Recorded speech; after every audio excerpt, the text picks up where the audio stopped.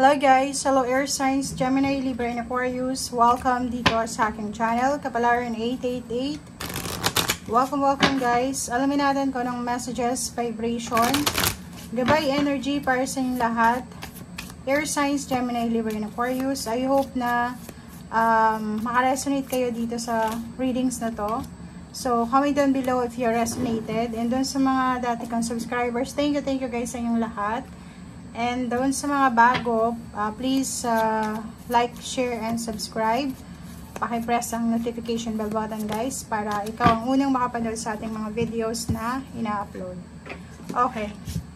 Earth signs, Gemini, Libra, and Aquarius. Ito ay para sa weekend reading mo. So, kung makikita mo dito, playtime, father healing, sinasabi sir dito ng barahan na this weekend, wag mong masyadong paguran yung sarili mo.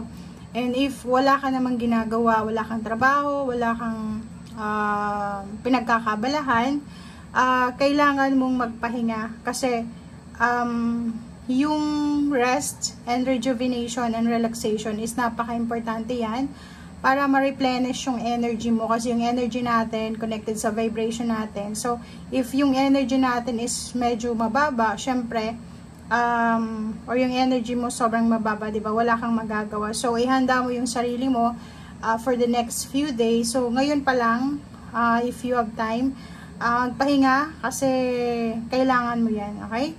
And sinasabi ng baraha dito na may posibleng milagro and manifestation na paparating sa'yo, lalo na sa healing, sa financial, emotional, and then sa mga relationship.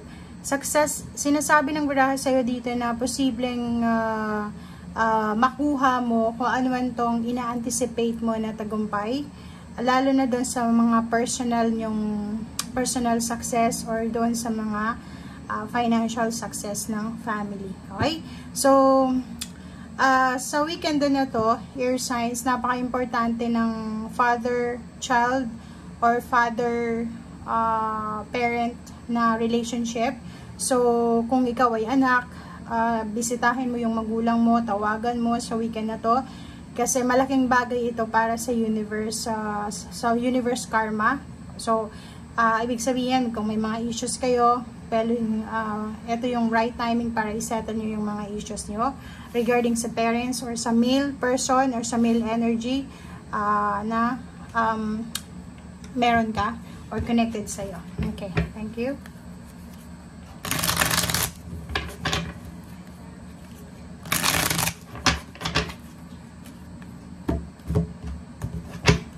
Okay.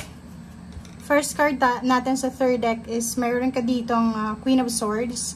Ayun na nga, nakikita natin dito na may mga air signs, Gemini, Libra, and Aquarius na nakafocus kayo sa tagumpay. So, pwede yung iba, sobrang napaka-workaholic kasi kailangan nilang makaipon ng pera, kailangan nilang makuha yung manifestation. So, parang yun yung rason kung bakit sobra-sobra silang workaholic or focus sa weekend na to.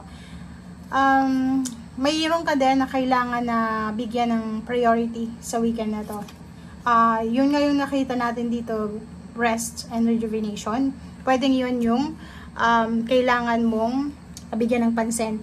And meron din na parang travel plans, magta-travel, or mayroon kang mga movement plans, like yung iba gustong lumipat ng bahay, lumipat ng trabaho, maghanap ng mas mataas na sweldong hanap buhay.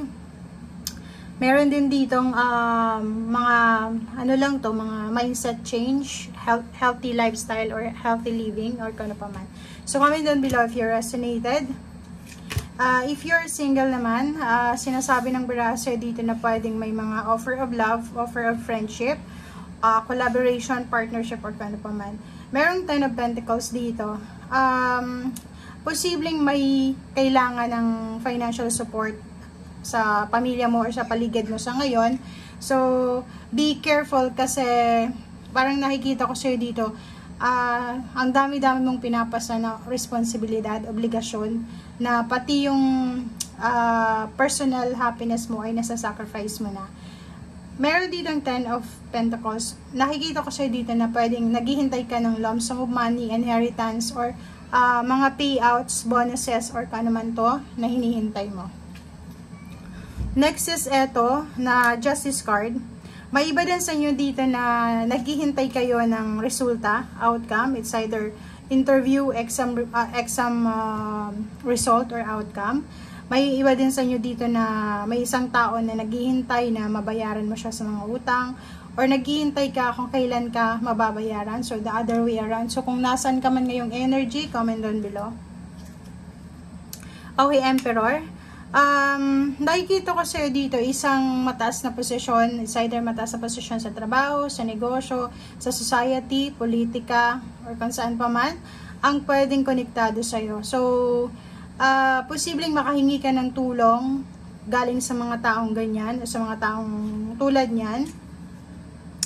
And yung mga problems mo, mga bagay-bagay na nagbibigay sa'yo ng parang source of stress and overthinking, ay posibleng mahanapan mo siya ng solusyon, lalo na sa mga susunod na araw. Okay? This weekend, yun nga yung sinasabi sa'yo ng barahan na kailangan mong mag-slow down muna.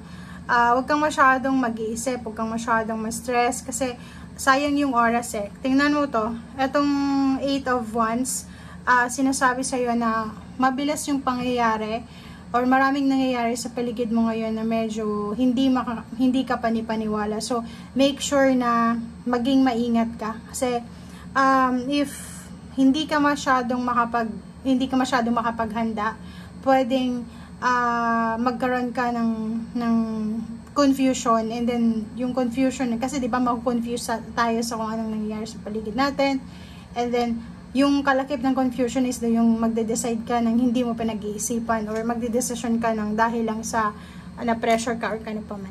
Magician, sinasabi, King of Cups, sinasabi ng King of Cups dyan na sa weekend na to, ang kailangan mo lang gawin is maghintay, okay? Kailangan mo maghintay, and if may choices ka na gagawin, or if may pinagpipilian ka, or meron kang options, decision making na kailangan na gawin, gamitin mo yung weekend na to, itong 2 days na to, para makapag-isip, makapag-reflect, makapag-meditate, itimbangin yung pros and cons, hanapin yung tamang direksyon, parang ganon. Kasi parang ang sinasabi sa'yo ng maraming mabilis siya, diba? Mabilis yung 8 of Wands. Mabilis na pangyayari ang darating sa'yo for the next few weeks, especially starting Monday onward siya until the end of 2024 and then next year. So, masyadong mabilis ang pangyayari. So, kung mabilis yun, syempre, pwedeng maging malungkot ka, pwedeng may stress ka. So, kalma lang. Kalma yung kailangan mo ngayong weekend na to. I-reserve mo yung energy mo para sa mga susunod na araw. Okay? So, parang mag-ipon ka ng lakas, mag-ipon ka ng energy. Thank you guys, and see you again. Bye!